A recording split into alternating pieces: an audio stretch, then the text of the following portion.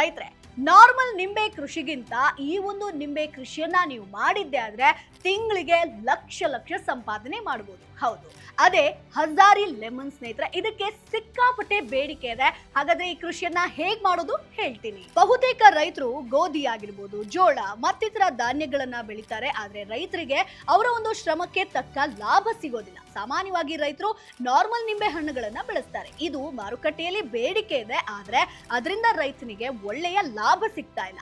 ಇನ್ನೊಂದೆಡೆ ಹಜಾರಿ ನಿಂಬೆ ಹಣ್ಣಿಗೆ ಮಾರುಕಟ್ಟೆಯಲ್ಲಿ ಸಿಕ್ಕಾಪಟ್ಟೆ ಡಿಮಾಂಡ್ ಕೂಡ ಇದೆ, ಜೊತೆಗೆ ಉತ್ತಮ ಬೆಲೆ ಕೂಡ ಸಿಗ್ತಾ ಇದೆ.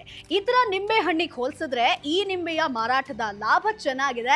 ಈ ನಿಂಬೆಯ ಬಣ್ಣ ಕಿತ್ತಳೆ ಕಲರ್ ಆಗಿರುತ್ತೆ. ಸೊ ಈ ನಿಂಬೆಯ ಸ್ಪೆಷಾಲಿಟಿ ಏನಪ್ಪಾ ಅಂತಂದ್ರೆ, ಇತರ ನಿಂಬೆ ಹಣ್ಣಿಗೆ ಹೋಲಿಸಿದ್ರೆ ಇದು ತುಂಬಾ ಹುಳಿಯಾಗಿರುತ್ತೆ. ಚಹಾ ಮಾಡೋದ್ರಿಂದ ಹಿಡಿದು ಉಪ್ಪಿನಕಾಯಿ ತಯಾರಿಸೋವರೆಗೂ ಕೂಡ ಜನರು ಈ ನಿಂಬೆಯನ್ನ ವಿವಿಧ ಉದ್ದೇಶಗಳಿಗೆ ಪರ್ಚೇಸ್ ಮಾಡ್ತಾರೆ. ಹಾಗಾಗಿ ಜನರು ಈ ನಿಂಬೆಯನ್ನ ಹೆಚ್ಚು ಇಷ್ಟ ಕೂಡ ಪಡ್ತಾರೆ. ಸೊ ಈ ಕೃಷಿಯನ್ನ ನೀವು 1 ಎಕರೆಯಲ್ಲಿ ಮಾಡ್ತೀರಿ ಅಂತಂದ್ರೆ 400 ರಿಂದ 450 ಸಸಿಗಳು ಬೇಕಾಗುತ್ತೆ. ಖರ್ಚು 1 ಲಕ್ಷ ಬರುತ್ತೆ.